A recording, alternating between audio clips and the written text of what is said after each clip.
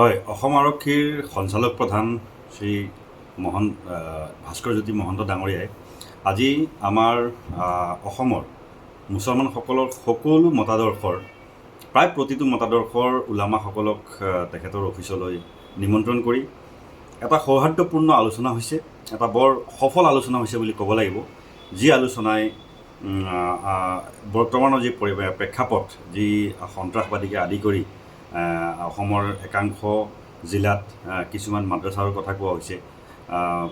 মাদ্ৰাছাৰ চেলুলৈ বা মছজিদৰ চেলুলৈ কিছুমান সন্ত্ৰাসবাদী সোমাইছে বুলি যিহেতু প্ৰকাশিত হৈছে আৰু তাৰ অভিযোগত কেইজনমান মানুহক গ্ৰেপ্তাৰো কৰিছে। এই সন্দৰ্ভত যাতে পৰিস্থিতিৰ কোনো অৱনতি নহয়, অসমৰ যি আইন শৃংখলা পৰিস্থিতি আছে বা অসমৰ যিসকল ভদ্ৰ মুছলমান আছে, যিসকল সমগ্ৰ মুছলমান সমাজ আছে, মুছলমান সমাজ যাতে আতংকিত নহয়, এই উদ্দেশ্য আগত ৰাখি আৰু কি ধৰণে আমাৰ মাদ্ৰাছাবিলাক চলিব, মছজিদবিলাক চলিব, এই সন্দৰ্ভত এখন খুবেই গুৰুত্বপূৰ্ণ সভাত আজি আমাক তেখেতে চামিল কৰায় আৰু সকলো সংগঠনকে মাতি এটা গুৰুত্বপূৰ্ণ আলোচনা কৰে।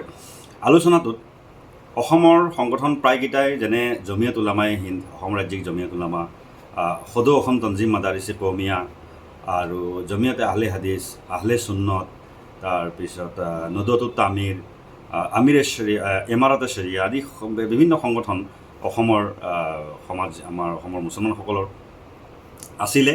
আৰু অসমৰ আৰক্ষী সঞ্চালক প্ৰধান মহোদয়ে গুৰুত্বপূৰ্ণভাৱে বিষয়খিনি দাঙি ধৰিছে যে আমি যি জেহাদীৰ বা সন্ত্ৰাসবাদীৰ অভিযোগত আমি যিসকলক গ্ৰেপ্তাৰ কৰিছোঁ, তেওঁলোকৰ হাতত আমি কি পাইছোঁ, আচলতে তেওঁলোকক কিহৰ ভিত্তিত ধৰা হৈছে, সমগ্ৰ কথাখিনি তেখেতে চালিজাৰি আমাক জনাইছে। আৰু এই ক্ষেত্ৰত দেখা গৈছে যে একাংশ লোক বাহিৰৰ পৰা আহি তেওঁলোকে কুটাঘাতমূলক কাৰ্য যে কৰিব নোৱাৰিব বা তেনেকুৱা কোনো চেষ্টা যে কৰা নাই, তেনেকুৱা নহয়। আমি আৰক্ষী সঞ্চালক প্ৰধান মহোদয়ৰ কথাখিনিত আমি বুজি পাইছোঁ যে অসমৰ কাৰণে সঁচাকৈ এনেধৰণৰ কিছুমান লোক আতংকৰ কাৰণ আৰু এটা অশনি সংকেত কঢ়িয়াই আনিব পাৰে।